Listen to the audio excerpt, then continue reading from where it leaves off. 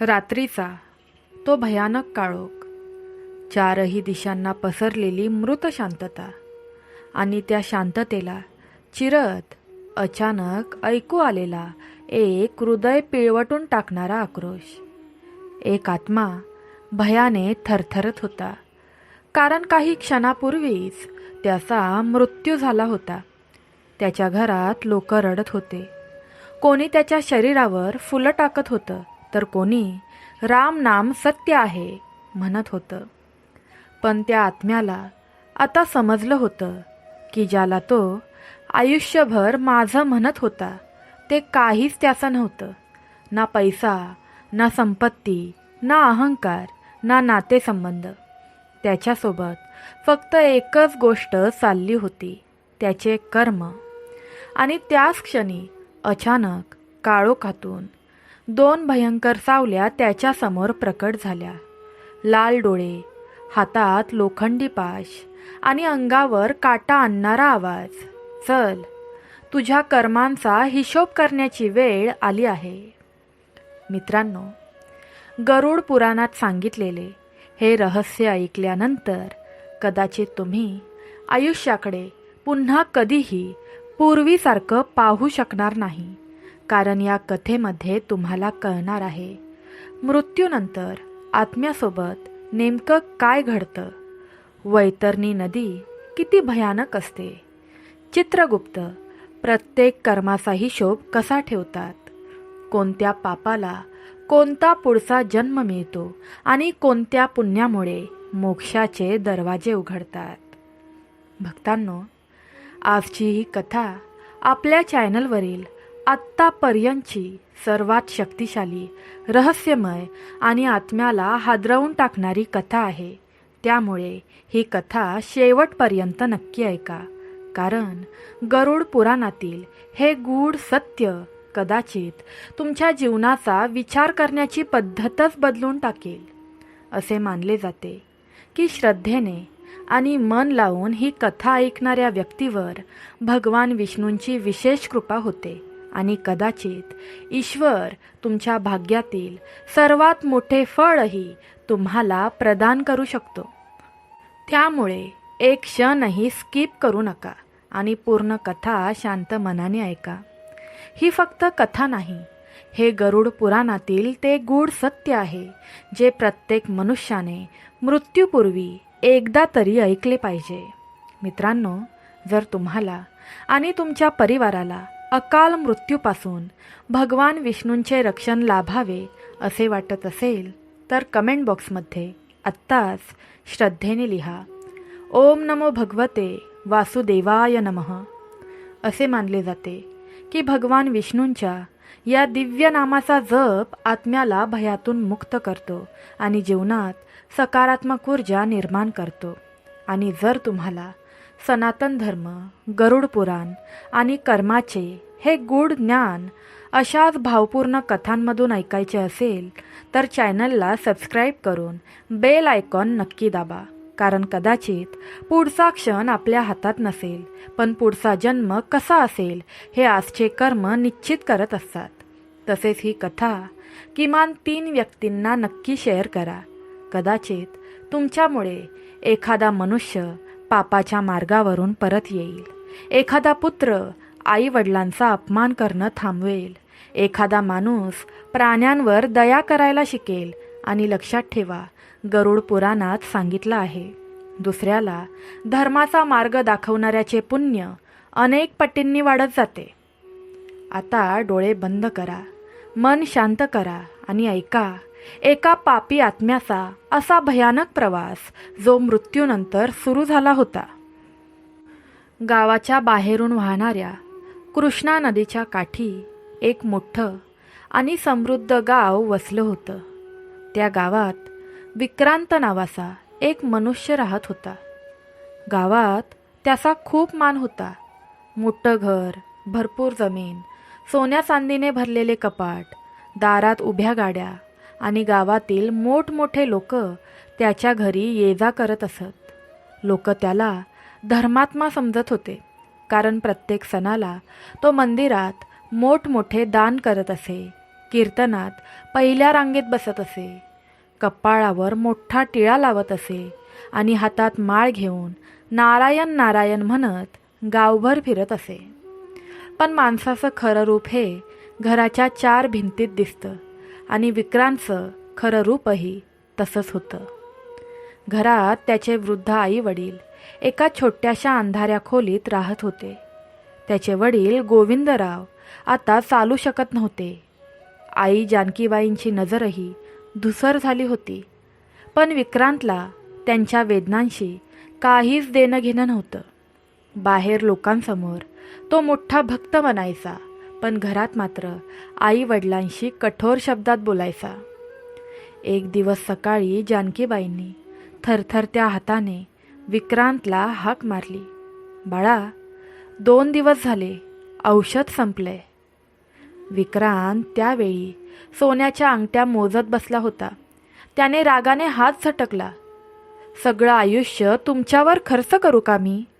काही ना काही कारण काढून पैसेच मागत बसता. त्या शब्दांनी वृद्ध आईचं हृदय तुटलं. गोविंदराव शांतपणे खाली मान घालून बसले. त्या घरात पैसा भरपूर होता, पण मायेचा एक शब्दही नव्हता. विक्रांतची पत्नी मृणाल सुरुवातीला खूप समजूतदार होती. ती अनेकदा त्याला म्हणायची, अहो, आईबाबांशी असं वागू नका, त्यांच्या आशीर्वादानेच घरात सुख राहतं. पण विक्रांत मोठ्याने हसायचा. आशीर्वादाने नाही, पैशाने सुख राहतं. त्याचा आवाज ऐकून घरातील वातावरण थंड पडायचं. विक्रांत फक्त घरच्यांशीच नाही, तर गावातील गरीब लोकांशीही कपटाने वागत असे. तो गरिबांना मोठ्या व्याजाने पैसे द्यायचा. एखादा शेतकरी वेळेवर पैसे देऊ शकला नाही तर त्याची जमीन काढून घ्यायचा. अनेक कुटुंब त्याच्यामुळे उद्ध्वस्त झाली होती. पण गावात कोणी त्याच्या विरोधात बोलत नव्हतं, कारण प्रत्येकाला त्याची भीती वाटत होती. एकदा गावातील एक गरीब शेतकरी नामदेव हात जोडून त्याच्या दारात उभा होता. डोळ्यात अश्रू होते. साहेब, अजून थोडा वेळ द्या. पिकं खराब झाली, मी तुमचे पैसे परत करीन. विक्रांतने थंड नजरेने त्याच्याकडे पाहिलं. उद्या सूर्य उगवायच्या आधी पैसे नाही दिलेस तर ही जमीन माझी. साहेब, माझी लेकरं उपाशी मरतील. मला त्याच्याशी काहीच देणं घेणं नाही, विक्रांत म्हणाला. त्या रात्री नामदेवच्या पत्नीने उपाशीपोटी आपल्या मुलांना झोपावलं. विक्रांत मात्र आपल्या मोठ्या जेवणाच्या ताटात तुपाच्या पोळ्या खात बसला होता. गरुड पुराणात सांगितलं आहे, जो मनुष्य दुसऱ्याच्या अश्रूंवर आपलं सुख उभा करतो, त्याच्या पापांचा भार मृत्यूनंतर पर्वतासारखा वाढत जातो. पण विक्रांतला या गोष्टींवर विश्वास नव्हता. त्याला वाटत होतं पैसा म्हणजे देव. आणि हळूहळू त्याचा अहंकार इतका वाढत गेला की त्याने मंदिरात दान करणंही लोकांना दाखवण्यासाठी सुरू केलं. गावात लोकांनी आपलं नाव घ्यावं, आपली स्तुती करावी, यासाठी तो सोन्याच्या घंटा दान करत होता. पण त्याच मंदिराच्या मागे बसलेल्या भुकेल्या वृद्धाला तो एक घासही देत नव्हता. एक दिवस संध्याकाळी गावात एक वृद्ध साधू आले. लांब पांढरे दाढी, डोळ्यात विलक्षण तेज, हातात कमंडलू आणि ओठांवर श्रीहरी श्रीहरी असा जप. ते गावातून चालत चालत विक्रांतच्या दारात थांबले. बाळा, थोडंसं पाणी मिळेल का? विक्रांत त्यावेळी काही मोठ्या लोकांसोबत बसला होता. त्याला त्या साधूचं येणं आवडलंच नाही. तो चिडून म्हणाला, जा पुढे, इथे रोज कोणी ना कोणी भीक मागायला येतच असतं. साधूंनी शांतपणे त्याच्याकडे पाहिलं. त्यांच्या डोळ्यात करुणा होती, पण त्या करुणेमागे एक गंभीर इशाराही दडला होता. ते मंद स्वरात म्हणाले, माणूस पैशाने मोठा होत नाही बाळा, कर्माने मोठा होतो. आणि लक्षात ठेव, मृत्यूला तुझ्या दाराचा रस्ता सापडायला वेळ लागणार नाही. क्षणभर विक्रांतच्या अंगावर काटा आला, पण पुढच्याच क्षणी तो मोठ्याने हसू लागला. माझा मृत्यू? अजून खूप वेळ आहे त्याला. साधूंनी आकाशाकडे पाहिलं आणि निघून गेले. पण त्या रात्रीपासून विक्रांतच्या घरात काही विचित्र गोष्टी घडू लागल्या. मध्यरात्री कुत्रे घरासमोर उभे राहून रडू लागले. घरातील देवघरातील दिवा वारंवार विझू लागला आणि एके रात्री विक्रांतला झोपेत अचानक असं वाटलं जणू कोणीतरी काळोखातून त्याचं नाव हळू आवाजात पुकारत आहे. भक्तांनो, गरुड पुराणात सांगितलं आहे की चांगल्या कर्मांची सुरुवात ही भगवानाच्या नामस्मरणाने होते. जर तुम्हालाही तुमच्या जीवनात सुखशांती आणि सत्कर्मांचा मार्ग मिळावा असे वाटत असेल तर कमेंटमध्ये श्रद्धेने लिहा, माझ्या हातून नेहमी चांगले कर्म घडू दे देवा. प्रेमळ भक्तांनो, त्या रात्री विक्रांत अचानक घामाने भिजून जागा झाला. खोलीत गडद अंधार पसरला होता. बाहेर प्रचंड वारा सुटला होता. खिडक्या जोरजोराने आपटत होत्या. त्याने घाबरत आजूबाजूला पाहिलं, पण खोलीत कोणीच नव्हतं. तरीही त्याच्या कानात तोच आवाज पुन्हा घुमला, विक्रांत. क्षणभर त्याचं हृदय जोरजोराने धडधडू लागलं. त्याने थरथरत्या हाताने दिवा पेटवला. भिंतीवर टांगलेली भगवान विष्णूंची प्रतिमा वाऱ्याने हलत होती. पण त्या क्षणी त्याला देवापेक्षा स्वतःच्याच भीतीचीच जास्त जाणीव होत होती. पहाट झाली आणि नेहमीप्रमाणे तो पुन्हा आपल्या अहंकारात बुडून गेला. रात्रीची भीती तो विसरून गेला. माणूस जेव्हा सतत पाप करतो तेव्हा त्याचं मन सत्य ऐकणं बंद करतं आणि विक्रांतचंही तसंच झालं होतं. त्या दिवशी गावात मोठा धार्मिक उत्सव होता. गावातील प्राचीन विष्णू मंदिरात महापूजा ठेवण्यात आली होती. दूरदूरच्या लोकांनी दर्शनासाठी गर्दी केली होती. विक्रांतने त्या पूजेसाठी मोठं दानही दिलं होतं. त्यामुळे सगळीकडे त्याचंच नाव घेतलं जात होतं. विक्रांत साहेब नसते तर एवढा मोठा उत्सव झालाच नसता. लोक त्याची स्तुती करत होते आणि विक्रांत अभिमानाने उभा होता. पण मंदिराच्या पायऱ्यांजवळ एक कृश वृद्ध भिकारी बसला होता.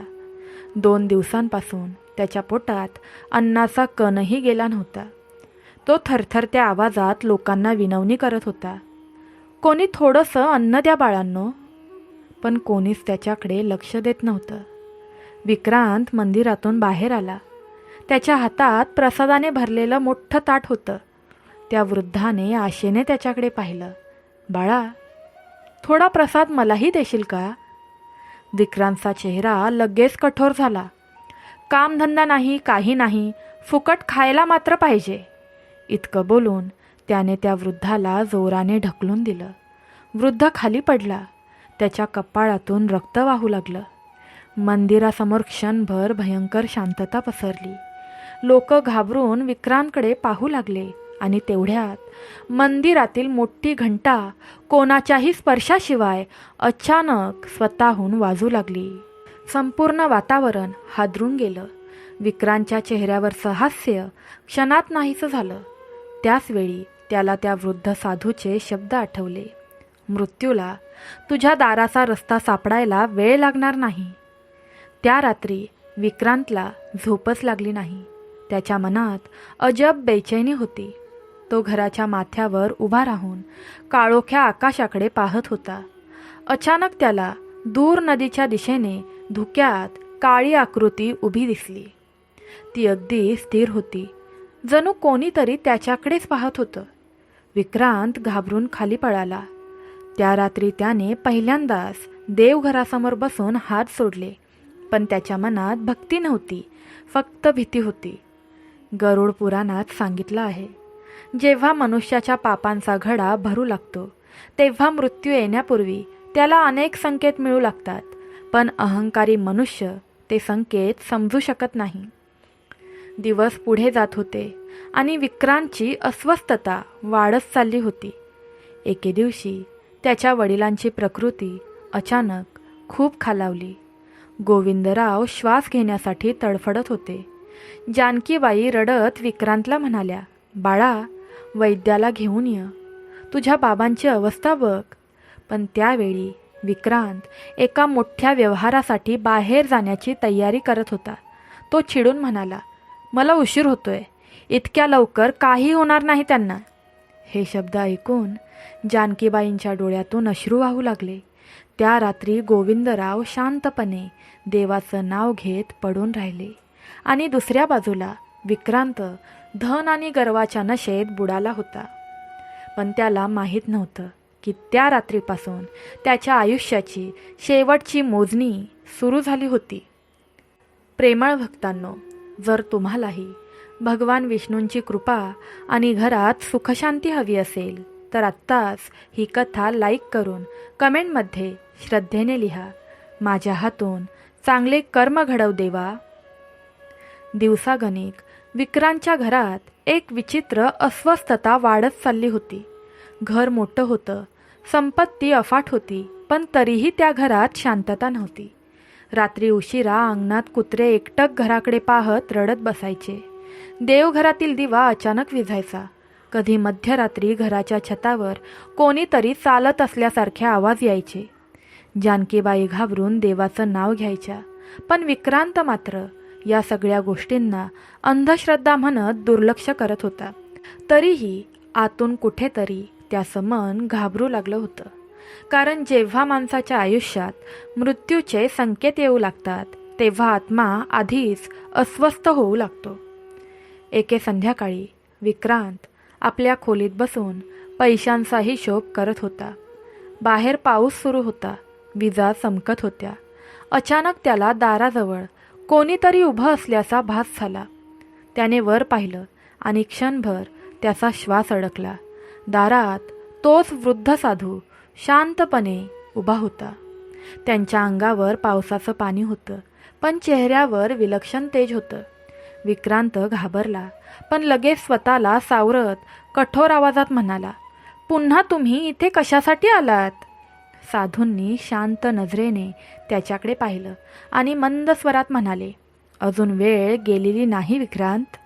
माणूस जिवंत असेपर्यंत त्याच्यासाठी पश्चातापाचे दरवाजे उघडे असतात. आईवडिलांच्या अश्रूंवर उभं राहिलेलं सुख फार काळ टिकत नाही. हे शब्द ऐकताच विक्रांतच्या मनात राग उसळला. तो जोरजोरात ओरडू लागला, बस करा हे उपदेश, माझ्या घरातून निघून जा. त्या क्षणी बाहेर प्रचंड वीज चमकली आणि काही क्षणांसाठी संपूर्ण घर काळोखात बुडालं. पुन्हा दिवा लागला तेव्हा दारात कोणीच नव्हतं. साधू अचानक नाहीसे झाले. विक्रांतच्या अंगावर काटा उभा राहिला. त्याने घाईघाईने दार बंद केले, पण त्या रात्री त्याला झोपही लागलीच नाही. सतत त्याच्या कानावर एकच वाक्य घुमत होतं, आईवडिलांच्या अश्रूंवर उभं राहिलेलं सुख फार काळ टिकत नाही. दुसऱ्या दिवशी सकाळी गोविंदरावांची प्रकृती आणखी खालावली. त्यांना नीट बोलताही येत नव्हतं. जानकीबाई त्यांच्या डोक्याजवळ बसून रडत होत्या. त्यांनी विक्रांतला पुन्हा विनवणी केली, बाळा, तुझ्या बाबांना गंगाजल तरी आणून दे. पण त्यावेळी विक्रांत एका मोठ्या जमिनीच्या व्यवहारासाठी निघण्याच्या तयारीत होता. त्याने चिडून हात झटकला आणि म्हणाला, माझ्याकडे एवढा रिकामा वेळ नाही. हे ऐकून त्याच्या वडिलांच्या डोळ्यातून अश्रू वाहू लागले. त्यांनी थरथरत्या आवाजात फक्त एवढंच म्हटलं, देव तुला सद्बुद्धी देवो बाळा. गरुड पुराणात सांगितलं आहे, जो मनुष्य वृद्ध आईवडिलांचा अपमान करतो, त्यांच्या वेदनांकडे दुर्लक्ष करतो, त्याच्या पुण्याचा क्षय हळूहळू सुरू होतो आणि जेव्हा पुण्य संपतं तेव्हा जीवनात अंधार उतरायला वेळ लागत नाही. त्या रात्री विक्रांत गावाबाहेरून परत येत होता. आकाश पूर्ण काळं पडलं होतं. रस्ता निर्मनुष्य होता. अचानक त्याच्या बैलगाडीसमोर एक काळी सावली येऊन उभी राहिली. बैल जागच्या जागी थरथर कापू लागले. विक्रांतने घाबरून पुढे पाहिलं आणि त्याच्या डोळ्यात भीती दाटून आली, कारण त्या काळोखात त्याला दोन लालभडक डोळे चमकत असल्याचे दिसत होते. त्या काळोखात चमकणारे ते लालभडक डोळे पाहताच विक्रांतच्या अंगातील सगळं रक्त जणू गोठून गेलं. बैल जागच्या जागी थरथर कापत उभे होते. त्यांच्या तोंडातून फेस बाहेर पडत होता.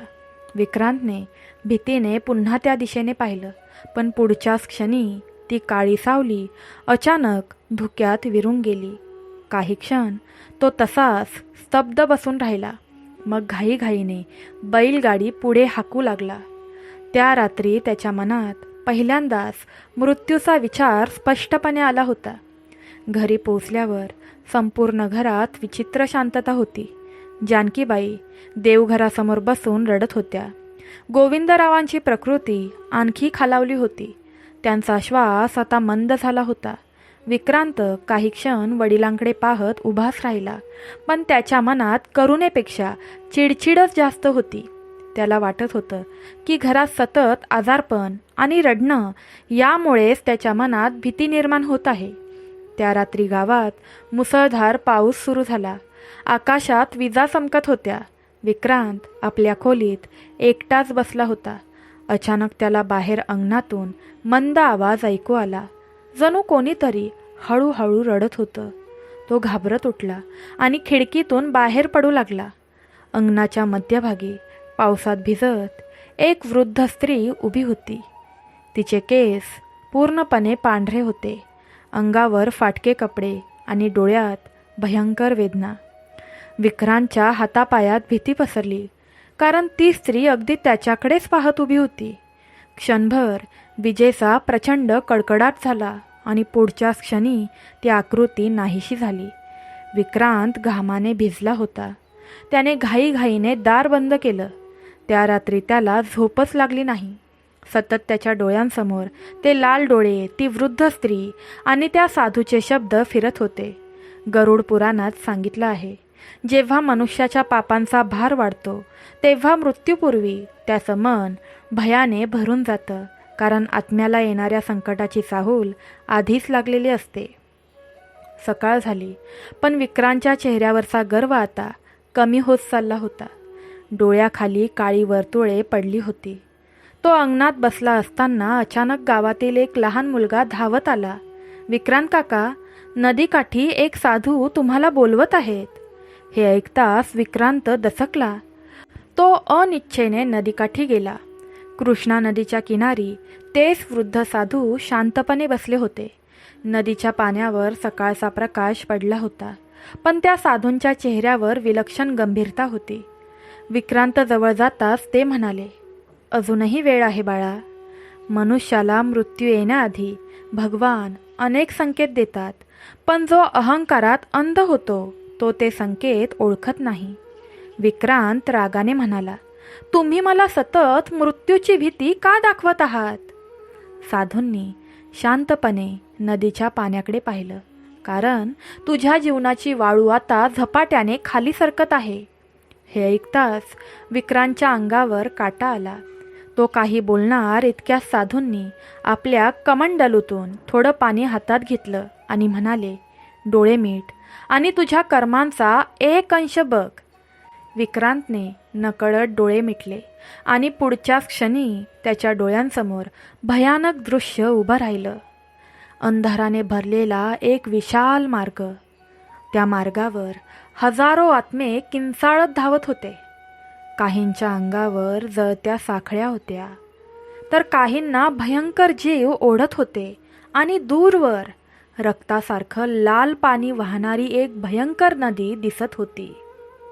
त्या नदीत पडलेले आत्मे मदतीसाठी ओरडत होते, वाचवा वाचवा. विक्रांत भीतीने थरथर कापू लागला. त्याच क्षणी एक भयानक आवाज त्याच्या कानात घुमला, प्रत्येक कर्माचा हिशोब द्यावाच लागतो. विक्रांत जोराने किंचाळत डोळे उघडून उठला. त्याचा श्वास जोराने चालू होता. तो नदीकाठी घामाने भिजलेला उभा होता आणि समोरचे साधू शांतपणे त्याच्याकडे पाहत होते. गरुड पुराणानुसार जो मनुष्य वेळेवर आपल्या चुका ओळखून देवाचे स्मरण करतो त्याच्या जीवनात संकटांची तीव्रता कमी होऊ लागते. जर तुम्हाला देखील श्रीहरींची कृपा आणि मनःशांती हवी असेल तर कमेंटमध्ये श्रद्धेने लिहा, प्रभू माझ्या हातून कोणाचे मन दुखावू नका. विक्रांत काही क्षण तसाच थरथरत उभा राहिला. त्याच्या चेहऱ्यावरची भीती आता स्पष्ट दिसत होती. आयुष्यात पहिल्यांदाच त्याच्या मनात एक प्रश्न उठला होता. मृत्यूनंतर खरंच इतकं भयानक काही असू शकतं? पण पुढच्याच क्षणी त्याचा अहंकार पुन्हा जागा झाला. त्याने स्वतःला सावरत कठोर आवाजात विचारलं, हे सगळं मला का दाखवलंत? वृद्ध साधूंनी शांत स्वरात उत्तर दिलं, कारण मनुष्य जिवंत असताना सत्य ऐकायला तयार नसतो. मृत्यू जवळ येतो तेव्हाच त्याला आपल्या कर्मांची भीती वाटू लागते. ते पुढे म्हणाले, गरुड पुराणात भगवान विष्णूंनी गरुडाला सांगितलं आहे, मनुष्याला वाटतं की त्याची पापं जगापासून लपली आहेत, पण आत्म्यापासून काहीच लपलेलं नसतं. प्रत्येक अश्रू, प्रत्येक अपमान, प्रत्येक अन्याय मृत्यूनंतर आत्म्याच्या समोर उभा राहतो. हे शब्द ऐकताच विक्रांतच्या मनात अचानक अनेक चेहरे चमकून गेले. नामदेव शेतकरी, तो भुकेला वृद्ध, रडणारी आई, आजारी वडील. काही क्षण त्याचं मन अस्वस्थ झालं, पण तो पुन्हा रागाने म्हणाला, मी कुणाचा जीव घेतलेला नाही, मग मला एवढी शिक्षा का मिळेल? साधूंनी खोल नजरेने त्याच्याकडे पाहिलं. माणूस फक्त शस्त्रानेच हत्या करत नाही बाळा, कठोर शब्दांनीही आत्मा जखमी होतो. दुसऱ्याच्या अश्रूंवर उभं राहिलेलं सुख हेही पापच असतं. नदीच्या पाण्यावर वारा वाहत होता. वातावरणात एक विचित्र गंभीरता पसरली होती. विक्रांतच्या मनात भीती आणि राग दोन्ही एकत्र उसळत होते. तो काहीही न बोलता तिथून निघून गेला, पण त्या दिवसानंतर त्याच्या आयुष्यातील शांतता पूर्णपणे हरवली. रात्री त्याला भयंकर स्वप्न पडू लागली. कधी त्याला वाटायचं कोणीतरी अंधारातून त्याचा पाठलाग करत आहे, कधी त्याला आपल्या घराच्या छतावर साखळ्या ओढल्याचे आवाज ऐकू यायचे, तर कधी अचानक झोपेतून जाग येताच त्याला आपल्या खोलीत कोणीतरी उभं असल्याचा भास व्हायचा. त्याचं मन हळूहळू भयाने भरत चाललं होतं. एके रात्री तर भयंकर घटना घडली. मध्यरात्र झाली होती. बाहेर प्रचंड शांतता होती. विक्रांत अचानक जागा झाला. त्याला श्वास घ्यायलाही त्रास होत होता. जणू कोणीतरी त्याच्या छातीवर बसलं होतं. तो घाबरून उठण्याचा प्रयत्न करू लागला आणि तेव्हाच त्याची नजर खोलीच्या कोपऱ्याकडे गेली. तिथे 2 काळ्या सावल्या उभ्या होत्या. उंच, विक्राळ, लाल भडक डोळे. त्यांच्या हातात लोखंडी पाश चमकत होते. विक्रांतच्या तोंडातून आवाजही निघेना. त्या सावल्या हळूहळू त्याच्याकडे सरकत होत्या आणि त्याच क्षणी त्याच्या कानात एक जड आवाज घुमला, वेळ जवळ आली आहे. विक्रांत जोरात किंचाळला आणि खाली कोसळला. त्याच्या जोरात किंचाळण्याने सगळं घर जागं झालं. मृणाल धावत खोलीत आली. जानकीबाई घाबरत देवाचं नाव घेत होत्या, पण विक्रांत घामाने भिजलेला थरथरत बसला होता. त्याचे डोळे अजूनही भीतीने फाकलेले होते. त्या रात्रीनंतर विक्रांत पूर्ण बदलू लागला, पण तो बदल भक्तीचा नव्हता, तो फक्त मृत्यूच्या भीतीचा होता. गरुड पुराणात सांगितलं आहे, जेव्हा मृत्यू जवळ येतो तेव्हा यमदूतांची चाहूल पापी आत्म्याला आधीच लागते, पण त्यावेळी पश्चाताप करूनही अनेकदा उशीर झालेला असतो. आणि विक्रांतच्या आयुष्यातही आता उशीर हळूहळू जवळ येत होता. त्या रात्रीनंतर विक्रांतच्या डोळ्यातील झोप पूर्णपणे हरवली. दिवस असो वा रात्र, त्याच्या मनात सतत भीतीचं सावट असायचं. तो पूर्वीसारखा मोठमोठ्याने हसत नव्हता, लोकांवर ओरडत नव्हता, पण त्याच्या मनात खरी पश्चातापाची भावना देखील नव्हती. त्याला फक्त स्वतःच्या मृत्यूची भीती वाटत होती. माणूस जेव्हा पाप करतो तेव्हा त्याला वाटतं की वेळ गेल्यावर सगळं विसरलं जाईल, पण गरुड पुराणात सांगितलं आहे, कर्म कधीच विसरलं जात नाही. योग्य वेळ आली की ते आत्म्यासमोर उभं राहतं. एके दिवशी सकाळी विक्रांत अंगणात बसला होता. त्याचे डोळे खोल गेले होते. अचानक गावातील काही लोक घाबरत त्याच्या घराकडे धावत आली. त्यांच्या चेहऱ्यावर भीती स्पष्ट दिसत होती. विक्रांत साहेब, नामदेवने काल रात्री नदीत उडी मारली. हे ऐकताच तो क्षणभर स्तब्ध झाला. त्याच्या डोळ्यांसमोर लगेच त्या गरीब शेतकऱ्याचा चेहरा उभा राहिला. हात जोडून विनवणी करणारा तो नामदेव. माझी लेकरं उपाशी मरतील साहेब, असं म्हणणारा त्याचा आवाज त्याच्या कानात घुमू लागला. गावकरी पुढे म्हणाले, जमीन गेल्यापासून तो पूर्णपणे तुटून गेला होता. काल रात्री त्याचा मृतदेह पाण्यात सापडला. क्षणभर विक्रांतच्या अंगातून जणू शक्तीच निघून गेली. पण लगेच त्याच्या मनाने स्वतःलाच समजावलं, मी काय केलं? त्याच्या नशिबात होतं ते होऊन गेलं. पण आत्मा सत्य जाणत असतो. त्या दिवसानंतर विक्रांतला सतत नदीचं पाणी दिसू लागलं. तो डोळे मिटला की त्याला लालसर पाण्यात बुडणारे हात दिसायचे. मदतीसाठी ओरडणारे आवाज ऐकू यायचे. त्या रात्री पुन्हा त्याला झोप लागलीच नाही. मध्यरात्री अचानक घराच्या मागून कुत्र्यांच्या रडण्याचा मोठा आवाज सुरू झाला. संपूर्ण गावात विचित्र शांतता होती. विक्रांत भीतीने खिडकीजवळ गेला आणि त्याने बाहेर पाहिलं. त्या घराच्या काळोखात 2 उंच सावल्या स्थिर उभ्या होत्या. त्यांचे डोळे अगदी जळक्या निखाऱ्यांसारखे लाल होते. यावेळी विक्रांतच्या पायातील शक्तीच निघून गेली. तो मागे सरकू लागला आणि अचानक त्याच्या कानात एक भयंकर आवाज घुमला. दुसऱ्याच्या अश्रूंवर उभं केलेलं सुख जास्त काळ टिकत नाही. तो आवाज ऐकताच विक्रांत जोरात ओरडला. त्याचा आवाज ऐकून त्याची पत्नी आणि त्याची आई धावत खोलीत आल्या. पण त्यांना तिथे काहीच दिसत नव्हतं. विक्रांत थरथरत खिडकीकडे बोट दाखवत होता, पण बाहेर आता फक्त काळोख होता. त्याच्या पत्नीच्या डोळ्यात भीती दाटली. ती हळू आवाजात म्हणाली, अहो, आपण एखाद्या सत्पुरुषांकडे जाऊया. मला हे सगळं अशुभ वाटतंय. पहिल्यांदाच विक्रांत काही बोलला नाही, कारण आता त्याच्या मनालाही जाणवत होतं की काहीतरी भयंकर त्याच्या दिशेने येत आहे. गरुड पुराणात सांगितलं आहे, जेव्हा मनुष्याच्या आयुष्याचा शेवट जवळ येतो तेव्हा त्याच्या आसपासचं वातावरण बदलू लागतं. मन भयाने भरून जातं. रात्री अस्वस्थ होतात आणि आत्म्याला अदृश्य शक्तींची चाहूल लागते. दुसऱ्या दिवशी सकाळी विक्रांत एकटाच नदीकाठी गेला. त्याच्या मनात प्रचंड अस्वस्थता होती.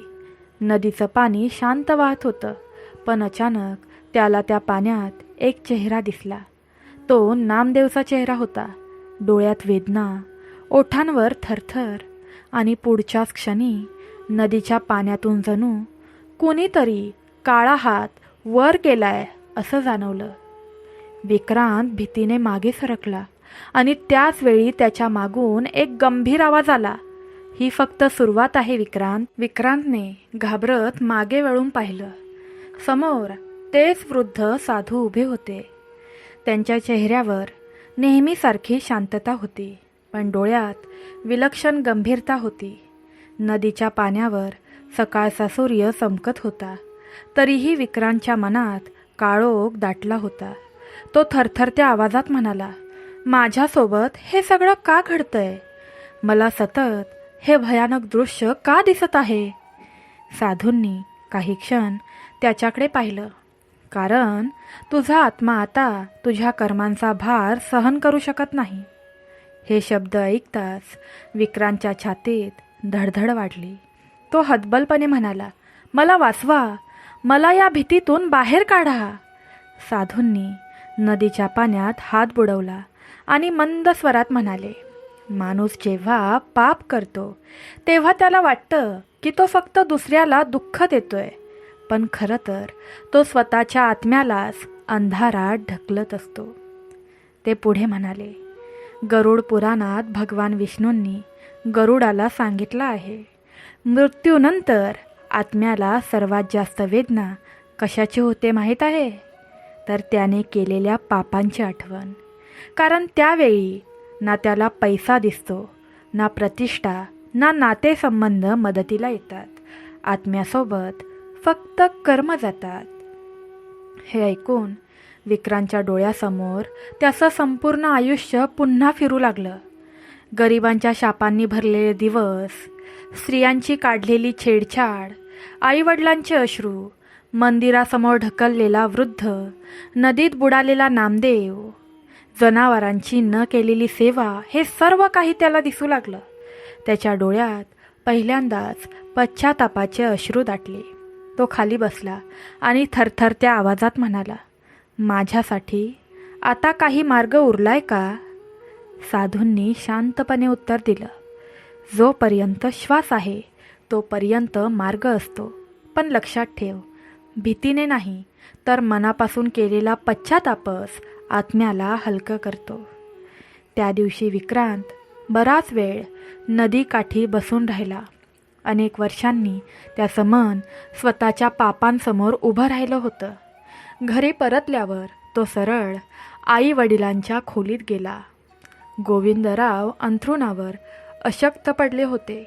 जानकीबाई त्यांच्याजवळ बसून देवाचं नाव घेत होत्या. विक्रांत काही क्षण दारातच उभा राहिला. त्याच्या डोळ्यात अपराधीपणा होता. हळूहळू तो वडिलांच्या जवळ गेला आणि आयुष्यात पहिल्यांदाच त्यांच्या पायावर डोकं ठेवलं. जानकीबाईंच्या डोळ्यात आश्चर्य दाटलं.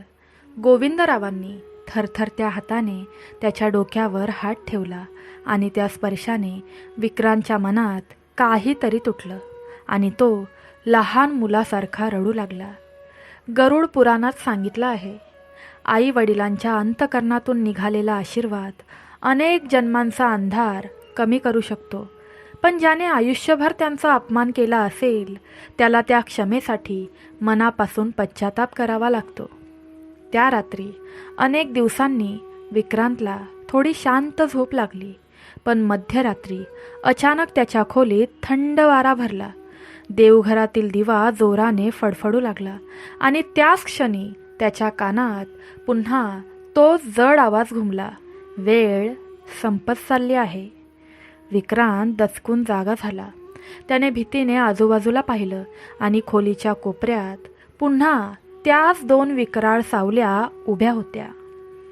त्या 2 विकराळ सावल्या अंधारात स्थिर उभ्या होत्या.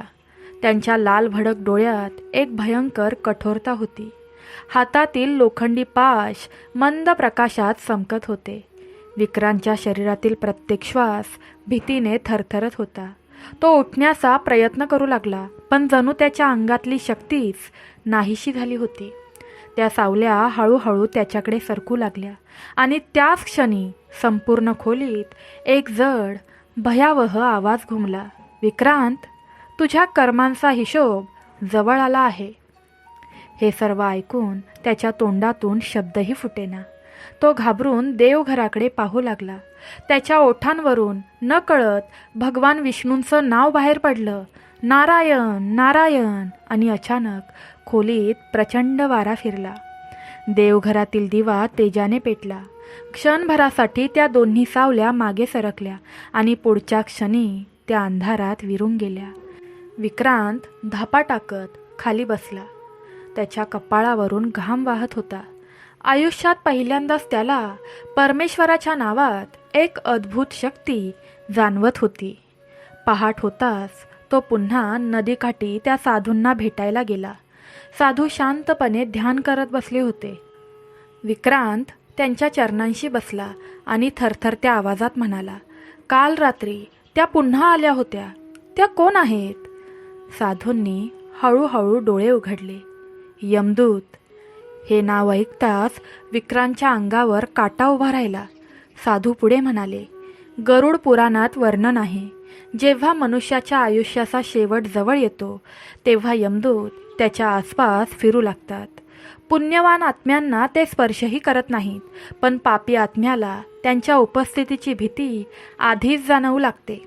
विक्रांत भीतीने म्हणाला, माझा मृत्यू इतका जवळ आलाय का? साधूंनी नदीच्या पाण्याकडे पाहिलं. मृत्यू प्रत्येकाच्या जवळ असतो बाळा, पण पापी मनुष्याला त्याची चाहूल उशिरा लागते. त्या दिवशी साधूंनी विक्रांतला अनेक गोष्टी सांगितल्या.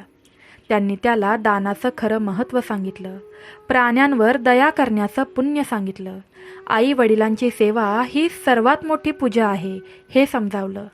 विक्रांत हे सगळं शांतपणे ऐकत होता.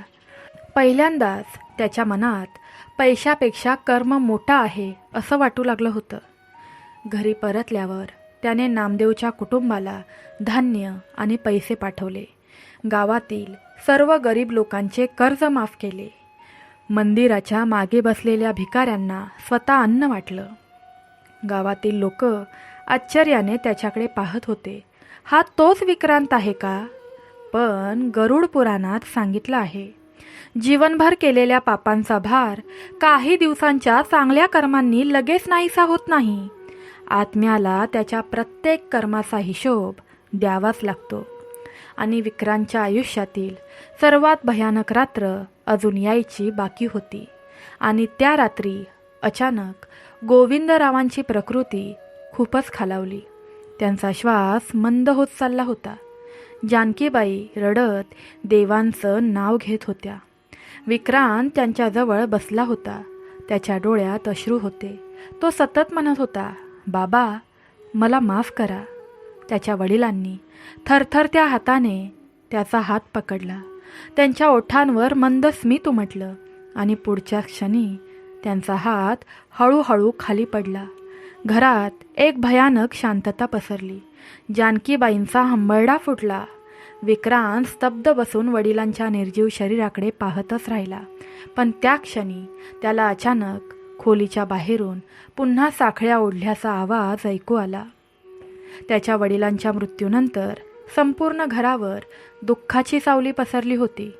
जानकीबाई सतत रडत होत्या. घरात येणारा प्रत्येक माणूस विक्रांतकडे वेगळ्याच नजरेने पाहत होता. कारण गावात सगळ्यांना माहीत होतं की जिवंतपणी त्या वृद्ध बापाला मुलाच्या प्रेमासाठी किती तडफडावं लागलं होतं. पण आता विक्रांत खरोखर बदलू लागला होता. वडिलांच्या चितेसमोर उभा राहून त्याच्या मनात पहिल्यांदाच आयुष्याची क्षणभंगुरता स्पष्ट दिसली. कालपर्यंत ज्या वडिलांचा आवाज घरात घुमत होता, आज त्याचं शरीर अग्नीमध्ये विलीन होत होतं. त्या जळणाऱ्या चितेकडे पाहताना त्याच्या मनात एकच विचार सतत घुमत होता, एक दिवस माझ्यासोबतही हेच होणार. गरुड पुराणात सांगितलं आहे, मनुष्य जेव्हा दुसऱ्याचा मृत्यू पाहतो तेव्हा काही क्षणांसाठी त्याला जीवनाचं खरं सत्य समजतं. पण पुन्हा तो मोह, पैसा, अहंकारात अडकतो. फार थोडे लोक त्या सत्याला स्वीकारतात. पुढचे काही दिवस विक्रांत शांत राहू लागला. तो आता आईजवळ बसू लागला. गावातील गरिबांना मदत करू लागला. मंदिरात जाऊन खऱ्या मनाने भगवान विष्णूंचं नामस्मरण करू लागला. पण त्याच्या मनातील भीती अजूनही संपली नव्हती. कारण रात्र पडताच त्याला अजूनही त्या लाल डोळ्यांच्या सावल्या दिसत होत्या. एके रात्री तो देवासमोर बसून ओम नमो भगवते वासुदेवाय नमः हा मंत्र जपत होता. बाहेर प्रचंड वारा सुटला होता. अचानक घरातील सगळे दिवे एकदम विझले. संपूर्ण घर काळोखात बुडालं आणि त्याच क्षणी त्याच्या कानात भयानक साखळ्या ओढल्याचा आवाज घुमू लागला. विक्रांतचा श्वास अडकला. त्याने भीतीने मागे वळून पाहिलं आणि खोलीच्या दारात ते दोन विक्राळ यमदूत उभे होते. यावेळी त्यांचं रूप आणखी भयानक होतं. त्यांच्या अंगावर काळ्या धुरासारखी सावली फिरत होती. डोळे जळत्या अंगारासारखे दिसत होते. हातातील लोखंडी पाश जमिनीवर आपटत होते. त्यांच्यापैकी एकाने जड आवाजात म्हटलं, विक्रांत, तुझी वेळ संपली आहे. हे ऐकताच विक्रांत जोरजोराने थरथर कापू लागला. तो देवघराकडे धावला. मला वाचवा प्रभू, मला अजून थोडा वेळ द्या. पण त्या क्षणी त्याच्या छातीत असह्य वेदना सुरू झाल्या. तो वेदनेने ओरडला आणि जमिनीवर कोसळला. घरातील सगळे लोक धावत आले. त्याची पत्नी रडू लागली. जानकीबाई घाबरून परमेश्वराचं नाव घेऊ लागली. पण विक्रांतला आता त्यांचे आवाज दूर दूरवरून ऐकू येत होते. त्याचा श्वास मंद होत चालला होता आणि अचानक त्याला असं जाणवलं जणू त्याचं शरीर खाली पडलेलं आहे आणि तो स्वतः वर उभा राहून ते सर्व पाहतो आहे. क्षणभर त्याला काहीच समजलं नाही. तो घाबरून ओरडला, मी इथे आहे, मला वाचवा. पण कोणालाच त्याचा आवाज ऐकू येत नव्हता. त्याची पत्नी त्याच्या निर्जीव शरीराला मिठी मारून रडत होती. जानकीबाईंचा हंबरडा फुटलाच होता आणि विक्रांत स्वतःच्याच मृत शरीराकडे भयाने पाहत उभा होता. गरुड पुराणात वर्णन आहे, मृत्यूनंतर काही क्षण आत्म्याला समजतच नाही की त्याचा मृत्यू झाला आहे. तो आपल्या शरीराभोवती फिरत राहतो, आपल्या लोकांना हाका मारत राहतो, पण कोणीच त्याला पाहू शकत नाही. विक्रांतच्या डोळ्यातून अश्रू वाहू लागले. त्याला पहिल्यांदाच आपल्या संपत्तीची, अहंकाराची आणि आयुष्यभर साठवलेल्या पैशांची खरी किंमत समजली होती. तो आपल्या सोन्याच्या तिजोरीकडे पाहत होता, मोठ्या घराकडे पाहत होता, पण आता त्याचा त्या कोणत्याच गोष्टींवर अधिकार उरला नव्हता. तेवढ्यात अचानक संपूर्ण घरात थंड वारा फिरला आणि पुढच्या क्षणी ते दोन्ही यमदूत त्याच्यासमोर प्रकट झाले. त्यांनी लोखंडी पाश त्याच्या आत्म्याभोवती टाकला. विक्रांत भीतीने ओरडू लागला, नको, मला नका घेऊन जाऊ, मी आता चांगली कर्म करीन. पण यमदूतांचा आवाज कठोर होता, जीवन संपल्यानंतर पश्चातापाला किंमत नसते. क्षणात ते त्याला ओढत काळोखात घेऊन जाऊ लागले. विक्रांत किंचाळत होता. मागे त्याचं घर, त्याची आई, त्याची पत्नी सगळं दूर दूर जात होतं आणि समोर फक्त अंतहीन अंधार पसरत चालला होता. अंतहीन काळोखातून यमदूत विक्रांतच्या आत्म्याला ओढत घेऊन जात होते. त्याच्या पायाखाली जमीन नव्हती. आजूबाजूला फक्त धूर, किंकाळ्या आणि भयानक आक्रोश घुमत होते. प्रत्येक क्षणागणिक त्याच्या मनातील भीती वाढत चालली होती. तो वारंवार मागे वळून आपल्या घराकडे पाहण्याचा प्रयत्न करत होता, पण आता तिथे फक्त अंधार उरला होता. काही वेळानंतर त्याला दूरवर एक भयानक दृश्य दिसू लागलं. एक विशाल नदी, पाण्याऐवजी जणू रक्त वाहत होतं. त्या नदीत हजारो आत्मे तडफडत होते. कोणी मदतीसाठी ओरडत होतं, कोणी नदीच्या बाहेर येण्याचा प्रयत्न करत होतं, पण भयानक जीव त्यांना पुन्हा आत खेचत होते. विक्रांत भीतीने थरथरला. ही कोणती जागा आहे? यमदूतांनी कठोर आवाजात उत्तर दिलं, वैतरणी. हे नाव ऐकताच विक्रांतच्या अंगावर काटा उभा राहिला. गरुड पुराणात वर्णन आहे, मृत्यूनंतर पापी आत्म्याला वैतरणी नदी पार करावी लागते. त्या नदीत रक्त, पू, जळतं पाणी, असंख्य भयानक जीव असतात. ज्याने आयुष्यभर दया, धर्म, सत्कर्म केलं असेल त्याला हा मार्ग सोपा होतो, पण पापी आत्म्यासाठी ही नदी भयावह यातना बनते. विक्रांत घाबरून मागे सरकू लागला. मी ही नदी पार करू शकत नाही, मला वाचवा. पण यमदूतांनी त्याला निर्दयीपणे पुढे ढकललं. क्षणात विक्रांत त्या भयानक नदीत कोसळला. त्याच्या शरीराला जणू आग लागली. नदीतील जीव त्याच्यावर तुटून पडले. तो वेदनेने किंचाळू लागला, मला बाहेर काढा, मी पाप केलं, मला माफ करा. पण तिथे दयेचं अस्तित्व नव्हतं.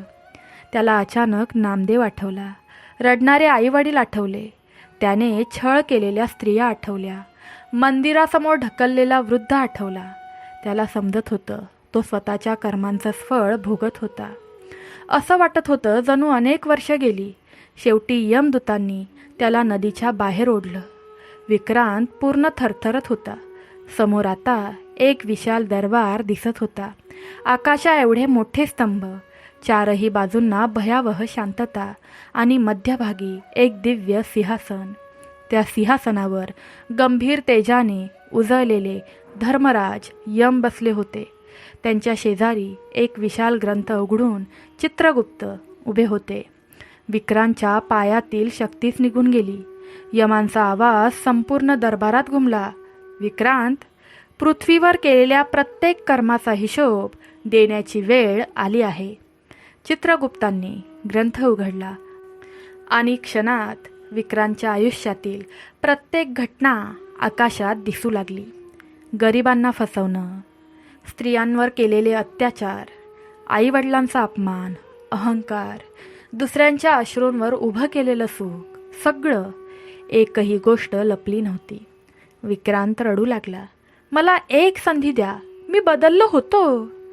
चित्रगुप्त गंभीर स्वरात म्हणाले, माणसाचं शेवटचं कर्म महत्त्वाचं असतं, पण आयुष्यभराचं पाप देखील मिटत नाही.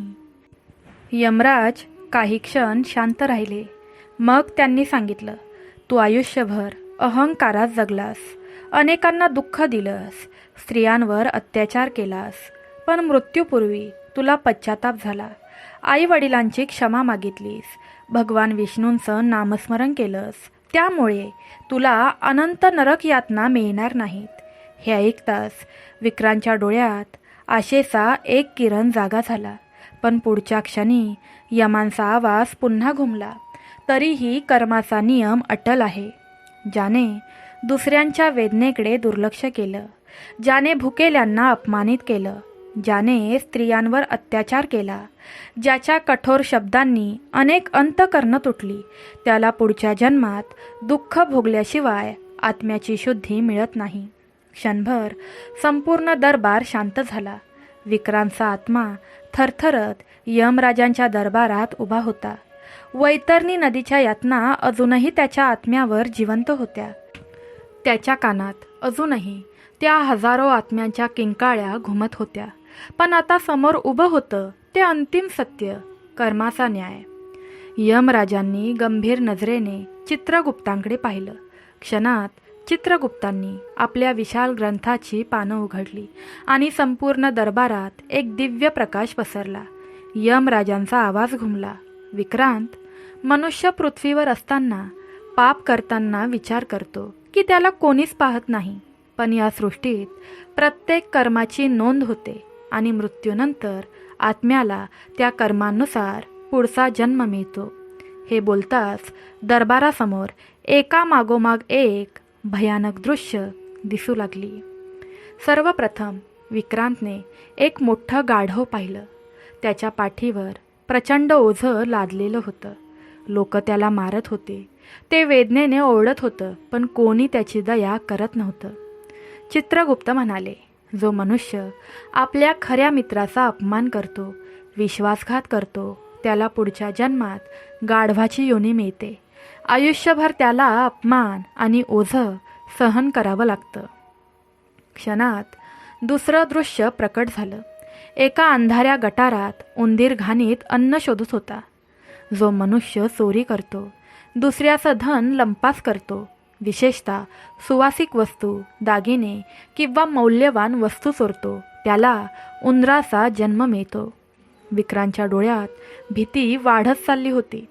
तिसरं दृश्य, एक काळं घुबड उद्ध्वस्त झाडावर बसून अंधारात किंचाळत होतं. जो कपटाने लोकांना फसवतो, दुसऱ्यांच्या भोळेपणाचा फायदा घेतो, त्याला घुबडाचा जन्म मिळतो. त्याचं जीवन अंधारात एकटेपणात जातं. त्यानंतर विक्रांतने एक मोठा कोळी पाहिला, जो स्वतःच्या जाळ्यात अडकलेल्या कीटकांकडे पाहत होता. चित्रगुप्त म्हणाले, जो मनुष्य दुसऱ्यांकडून पैसे घेऊन परत करत नाही, विश्वासघात करतो, लोकांना कर्जात अडकवतो, त्याला कोळी म्हणून जन्म घ्यावा लागतो. हे ऐकताच विक्रांतला नामदेव आठवला. त्याच्या आत्म्याला वेदना होऊ लागली. पुढचं दृश्य आणखी भयानक होतं. एक लांडगा रक्ताने माखलेल्या जंगलात हिंस्त्रपणे फिरत होता, जो धूर्तपणे लोकांची संपत्ती हिसकावतो, निरापराध लोकांना दुःख देतो, त्याला लांडग्याचा जन्म मिळतो. क्षणात एक कावळा कचऱ्यात अन्न शोधताना दिसला.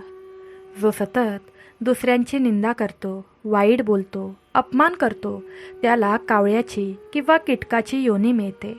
यानंतर एक बकरी लोकांच्या हातून मार खात होती, ज्याच्या वाणीमध्ये कटुता असते. जो सतत कठोर आणि अपमानास्पद शब्द बोलतो, त्याला बकरीचा जन्म मिळतो. ते दृश्य पाहून विक्रांतच्या डोळ्यात अश्रू आले. त्याला आपल्या आईवडिलांशी बोललेले कठोर शब्द आठवले. पुढे एक भयंकर दृश्य प्रकट झालं. कसायाच्या हातात एक प्राणी तडफडत होता. जो प्राण्यांवर अत्याचार करतो, निरापराध जीवांची हत्या करतो, शिकार करून आनंद घेतो, त्याला पुढच्या जन्मात तसंच दुःख भोगावं लागतं. यानंतर विक्रांतने एक विषारी साप पाहिला, जो आपल्या घरातील लोकांना सतत वेदना देतो आई वडिलांचा अपमान करतो, त्यांच्या अश्रूंना किंमत देत नाही, त्याचा आत्मा अधोगतीकडे जातो. चित्रगुप्तांनी पुढचं दृश्य दाखवलं. ते पाहून विक्रांतच्या आत्म्याचाही थरकाप उडाला. एका अंधाऱ्या गुहेत एक भयभीत सर्प तडफडत होता. त्याच्या डोळ्यात असह्य वेदना होत्या.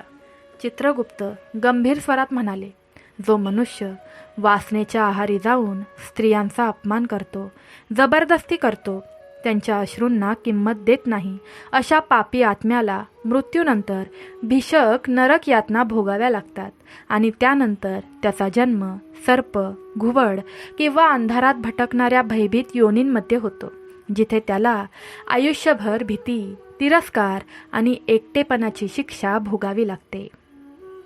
दरबारात आता भयावह शांतता पसरली होती.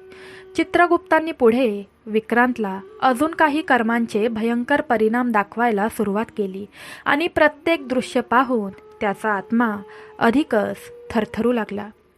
जेव्हा एखादा मनुष्य पती आणि पत्नींमध्ये खोट्या गोष्टी पसरवून भांडणं लावतो, तेव्हा त्याचे पुढचे जीवन नेहमीच एकटेपणाने आणि तुटलेल्या नात्यांनी भरलेले असते.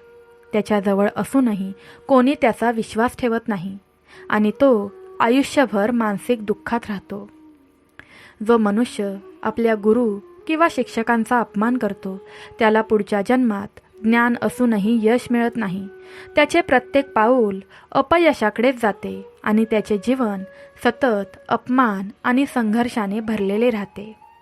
जो देव, धर्म किंवा श्रद्धेची थट्टा करतो, त्याच्या मनात कायम अशांती आणि भीती राहते. पुढच्या जन्मातही त्याला मानसिक अस्थिरता आणि सततची असुरक्षितता भोगावी लागते. जणू शांततेचा मार्गच त्याच्यासाठी बंद होतो. जो प्राण्यांना उपाशी ठेवतो किंवा त्यांच्यावर अत्याचार करतो, त्याला पुढच्या जन्मात स्वतःही दुःख, भूक आणि वेदना सहन कराव्या लागतात. त्याचे जीवन सतत कष्टांनी भरलेले आणि करुणा नसलेले बनते. जो अनाथ, विधवा किंवा दुर्बल लोकांचा फायदा घेतो, त्याला पुढच्या जन्मात आधारहीन जीवन मिळते. त्याच्यासाठी कोणीही उरत नाही आणि तो सतत परावलंबी आणि दुःखी अवस्थेत जगतो. जो सतत कटू वाणी वापरतो, शिवीगाळ करतो, इतरांना दुखावतो, त्याला पुढच्या जन्मात अपमान आणि तिरस्काराचा सामना करावा लागतो. त्याच्या स्वतःच्या शब्दांमुळेच त्याचे जीवन कडवट बनते. आणि शेवटी जो मृत व्यक्तींचा अपमान करतो किंवा त्यांची थट्टा करतो, त्याला पुढच्या जन्मात आत्मिक अशांती आणि भयाने भरलेले जीवन मिळते. त्याला कधीच शांती आणि समाधान प्राप्त होत नाही. जणू मृत्यूनंतरही त्याची अशांती त्याचा पाठलाग करत राहते. चित्रगुप्त पुढे म्हणाले, गरुड पुराणात सांगितलं आहे, मनुष्य जन्म अत्यंत दुर्मिळ आहे, पण माणूस मोह, पैसा आणि अहंकारात इतका अडकतो की तो विसरतो मृत्यूनंतर त्याच्यासोबत काहीही जाणार नाही. तेवढ्यात विक्रांतने एक उपाशी भटक्या कुत्र्याचं पिल्लू पाहिलं. ते गावोगाव फिरत होतं. लोक त्याला दगड मारत होते. कोणी त्याला अन्न देत नव्हतं. क्षणभरात विक्रांतला समजलं, तो स्वतःचाच पुढचा जन्म पाहत होता. तो जोराने रडू लागला, मला माफ करा, मला एक संधी द्या. यमराजांचा गंभीर आवाज पुन्हा घुमला. विक्रांत, मृत्यूनंतर पश्चातापाने कर्म बदलत नाही, पण मृत्यूपूर्वी केलेलं भगवानांचं स्मरण आत्म्याला पूर्ण अंधारात जाण्यापासून वाचवतं. चित्रगुप्त म्हणाले, तू शेवटच्या क्षणी आई वडिलांची क्षमा मागितलीस, भगवान विष्णूंचं नाम घेतलंस, म्हणून तुला अनंत नरक यातना मिळणार नाहीत. पण कर्माचा नियम अटल आहे. क्षणभर संपूर्ण दरबारात दिव्य शांतता पसरली आणि मग दूरवरून भगवान विष्णूंच्या नामाचा मधुर नाद घुमू लागला. ओम नमो भगवते वासुदेवाय नमः. ओम नमो भगवते वासुदेवाय नमः. ओम नमो भगवते वासुदेवाय नमः. तो नाद ऐकताच विक्रांतच्या आत्म्याभोवतीचं भय हळूहळू कमी होऊ लागलं.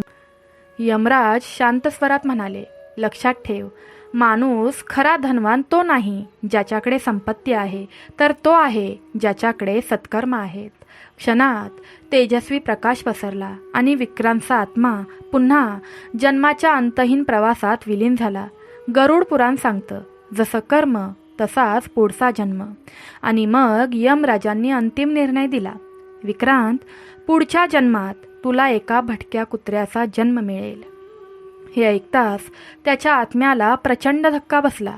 तो थरथरत रडू लागला, नको नको प्रभू.